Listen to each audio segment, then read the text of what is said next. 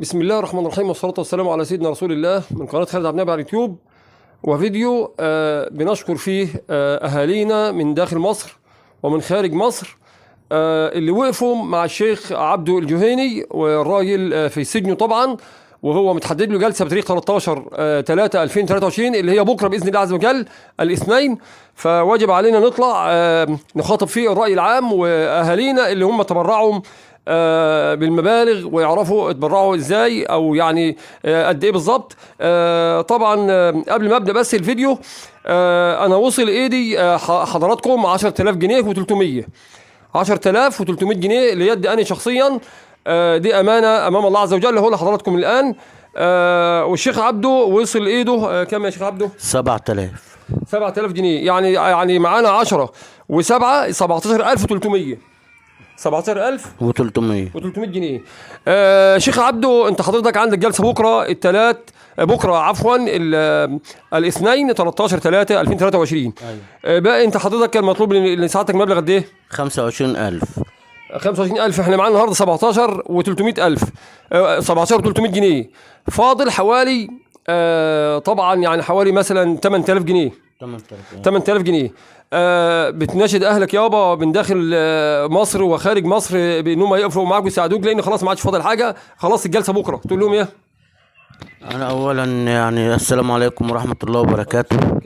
وبحب اشكر كل الناس اللي وقفت جنب مني من داخل البلد او خارجها، خارج البلد يعني في الخارج، او من زمايلي في الشغل اللي كنت فيه القديم برضو، ربنا يصلح حالهم، وقف جنب مني برضو، بعتوا لي اللي فيه النصيب.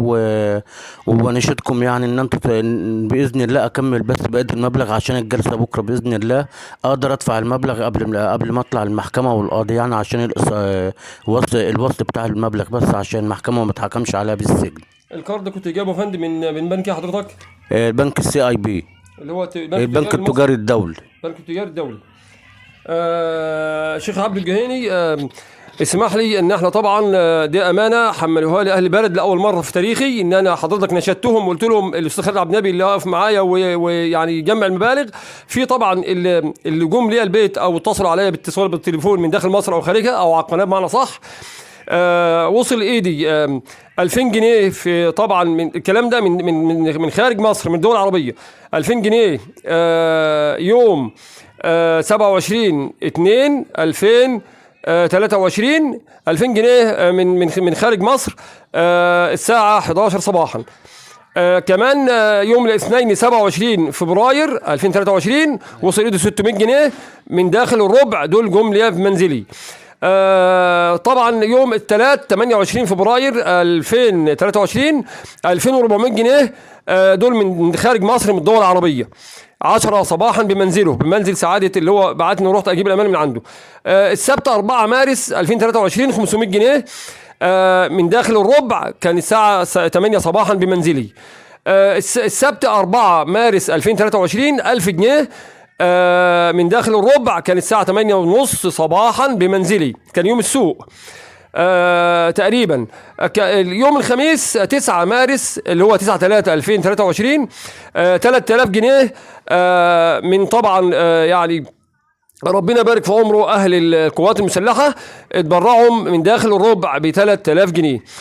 كمان في يوم الحد اللي هو 12 مارس 2023 ولا النهارده 820 جنيه من الدول العربية الساعة 4 عصرا بمنزل سعادة اللي هو الأخ الكريم اللي بعتني عشان أستلم الفلوس أو الحاجة اللي زي دي.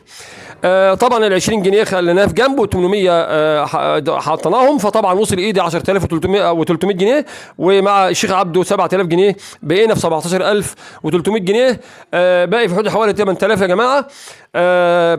انا بس بنعمل الفيديو عشان طبعا دي امانه لاول مره في تاريخ حياتي ان احنا يعني كقناه وكامانه امام الراي العام واهالينا بقريه الربع وكل يعني أهالينا بالدول العربية، بالسعودية والكويت والإمارات وقطر، يعني دول مشكورين، لهم عظيم الشكر ولهم أجل الشكر والتقدير.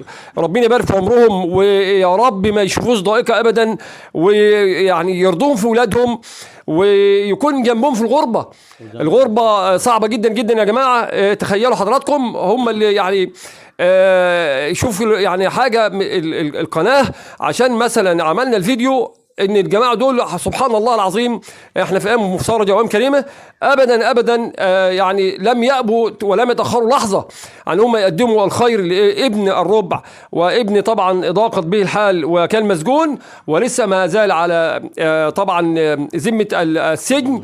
وهو يعني باذن الله الجلسه بتاعته بكره، ندعي له جميعا ان ربنا يعني يكون بجانبه وبجانب كل مظلوم وكل مسجون بحق جاه النبي، ان في هذه الايام المباركه ان ربنا يفك كرب كل مسجون بفضل الله عز وجل، او كل في من له يعني مظلمه داخل السجن، او كان راجل اتظلم ودخل السجن، ربنا يفك كروبهم وطبعا كروبنا جميعا في هذه الايام. شيخ عبده قبل ما نختم مع حضرتك كلمة يعني تناشد فيها أهلك وتشكرهم على وقوفهم جنبك يابا ومساعدتك في طبعا محنتك الصعبة جدا جدا، وبندعي لك إن ربنا يخرجك منها سالم غانم على خير إن شاء الله. والله انا بحب يعني اوجه الشكر لكل حبايبي واهل ناسي واهل بلدي اللي هم ظهر اللي انا استندت عليه فعلا في المحنه اللي انا كنت فيها ديت او الكرب اللي كنت فيه، وربنا يعني ما يكتبها على حد، وكل سنه وانتم طيبين. ويا رب يا رب يعني يعني اقول ايه بس، ربنا يجعل رمضان كريم علينا ان شاء الله وعليكم وعلى الأمة الإسلامية كده. وشكرا شكرا شكرا كمان مرة على كل اللي وقف جنب مني من داخل البلد ومن خارج البلد، وزمايلي من الشغل برضو في توشكا وفي أسوان، ربنا يصلح حالهم ويبارك فيهم يا رب إن شاء الله. شكرا جزيلا حضرتك شيخ عبده، ربنا يعديك يا رب من هذه الوطأة على خير، وطبعا يفك كرب كل مسلم ومسلمة في هذه الأيام. شكرا جزيلا جدا جدا يعني، ولكم عظيم الشكر أهلنا ويعني أهل الخير وأهل الجود والكرم من داخل مصر ومن خارجها ومن جميع الدول العربية الكريمة. شكرا لحضراتكم. المبلغ الآن موجود في إيدي، بدي لي شيخ عبده هو أمام حضراتكم عشان أمانة طبعا ان انتم حملتوها لي، وانا يعني انا لست ادي الامانه والله العظيم، انا اقر واعترف بانني لست يعني حمل هذه الامانه، لكن هي الظروف شاءت ان انا ابقى مع الشيخ عبده، لان يعني ما فيش حد معاه يعني معاه او الظروف ما تسمحش الا طبعا المخاطبه كانت صعبه جدا. الشيخ عبده من اطيب عباد الله، فيعني ثقه في اهالينا وكل من لهم يعني علاقه بالقلوب الرحيمه والقلوب الرئيفه في هذه الايام. شكرا جزيلا لحضراتكم يا جماعه، الف الف شكر لحضراتكم. ربنا يبارك في عمركم وفي اولادكم، ما تعوش في اي دقيقه ابدا. لا يسعنا في هذا المقام ان نتفضل بخالص الشكر والتقدير لكم جميعا، اهالينا من داخل مصر ومن خارج مصر، وعلى وجه الخصوص اهالينا بقريه الربع من داخل الربع ومن خارجها المقيمين في جميع الدول العربيه، الامارات وقطر والسعوديه والكويت. شكرا لحضراتكم، استودعكم الله الذي لا تضيع ودائعه، والسلام عليكم ورحمه الله وبركاته.